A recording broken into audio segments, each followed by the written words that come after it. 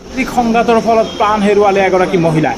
হয়, বৰপেটা জিলাত ভূমিকেন্দ্ৰিক সংঘাতৰ ফলত প্ৰাণ হেৰুৱালে আলিমুন্নেছা নামৰ এগৰাকী মহিলা। বৰপেটা জিলাৰ সৰভোগ আৰক্ষী থানাৰ অন্তৰ্গত পেৰাগাঁৱত আজি ৰাতিপুৱাই কাদেৰ আলী আৰু ফয়জুদ্দিনৰ পৰিয়ালৰ মাজত ভূমিকেন্দ্ৰিক সংঘাতৰ ফলত ফয়জুদ্দিনৰ পৰিয়ালৰ কেইবাজনো লোক আহত হোৱাৰ উপৰিও এজনী মহিলা চিকিৎসালয়লৈ নিয়াৰ পথতে মৃত্যু হয়।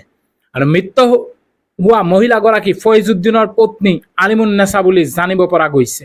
আহতসকলক ইতিমধ্যে চিকিৎসালয়লৈ প্ৰেৰণ কৰিছে যদিও ইয়াৰে দুজনৰ অৱস্থা সংকটজনক বুলি জানিব পৰা গৈছে।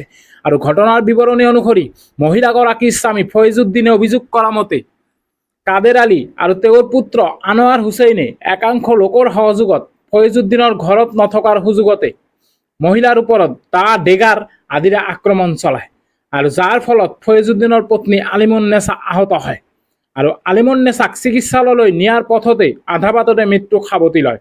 ইয়াৰ উপৰিও উক্ত ঘটনাত একেটা পৰিয়ালৰে আফজাল হক, মুছলিম উদ্দিন, ফয়জুদ্দিন, নুৰ ভানু আৰু মৰিয়ম খাতুনক সংকটজনক অৱস্থাত চিকিৎসালয়লৈ ভৰ্তি কৰোৱা হৈছে যদিও আহতসকলৰ ভিতৰতে দুজনৰ অৱস্থা অধিক সংকটজনক বুলি জানিব পৰা গৈছে।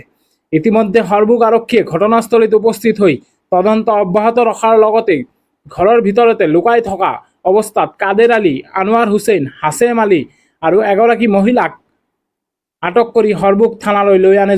হয়, ভূমিকেন্দ্ৰিক সংঘাতৰ ফলত প্ৰাণ হেৰুৱালে এগৰাকী মহিলাই। হাতত কিছু দৃশ্যাংশ আছে, আমি সেয়া আপোনালোকক দেখুৱাবলৈ যত্ন কৰিম।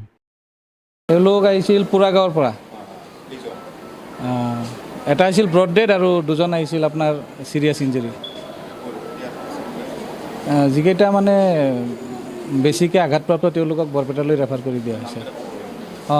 এজন হ'ল মুছলিম উদ্দিন আৰু এজন আফজাল হুছেইন, তেওঁলোকক বৰপেটালৈ ৰেফাৰ কৰা হৈছে মেডিকেল কলেজলৈ। ডেড ফিমেল এজনী আছিলে, তাইক পুলিচক হেণ্ডঅভাৰ দিয়া হৈছে। আলিমুন্নেছা ব্ৰড ডেড আহিছে, ব্ৰড ডেড।